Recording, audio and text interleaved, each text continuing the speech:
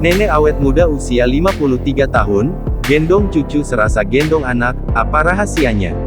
Selebgram Puspa Dewi jadi sorotan karena penampilannya terlihat awet muda, jauh dari usia yang sebenarnya, yakni 53 tahun.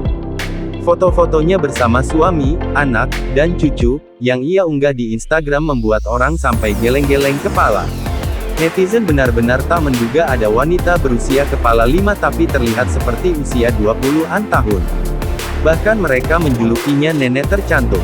Perihal itu, ia hanya bisa bersyukur karena pemberitaan tentangnya merupakan hal positif.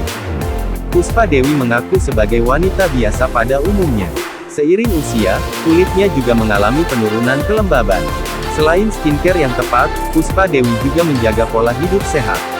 Puspa Dewi sendiri diketahui sebagai brand ambassador Luminesce.